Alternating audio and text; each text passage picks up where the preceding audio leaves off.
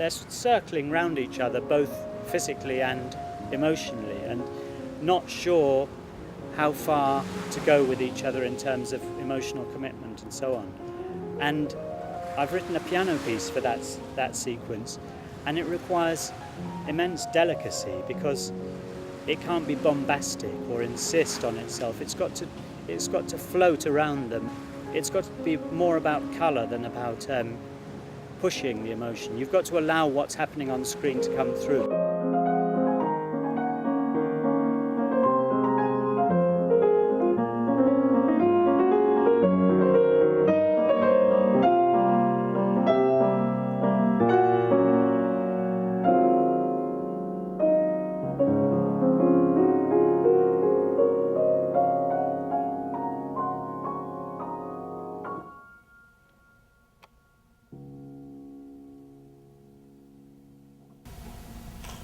Timing was spot on, absolutely spot on.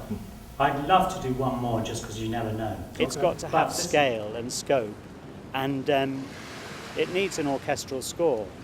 So we were fiddling around trying to make that money work, trying to get the sound and the scale required out of that sum that they promised in the UK, when it was looking more and more desperate, and I was thinking, how will we ever do it? We'll have to work so fast with such small resources.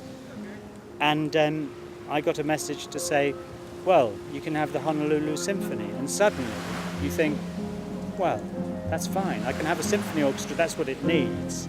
So we have the scope to do what we need to do. It was my first feature film.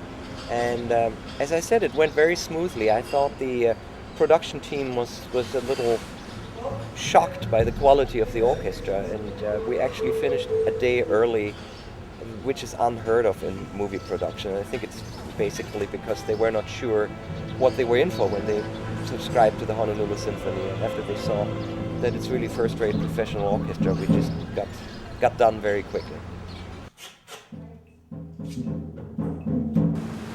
Andreas, I met him, I immediately liked him. I mean, we haven't had acres of time together, but I thought he was extremely modest and effective as a conductor when I saw him in the concert.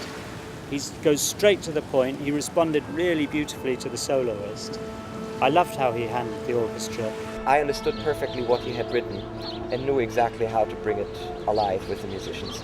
And he saw very quickly that we were capable of doing that.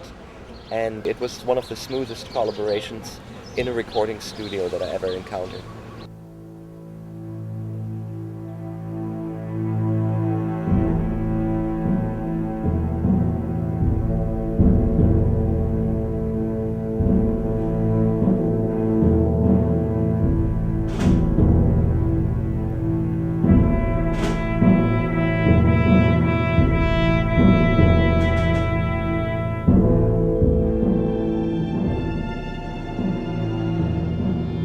I got a lot of feedback from Steve and the production team after they went back to London and did the mixing and the editing. I got a long email saying how happy they were with the collaboration and how now that they heard the finished product in the privacy of the studio and were editing it and mixing it, that it really was beyond their expectations, that they were really happy with the product.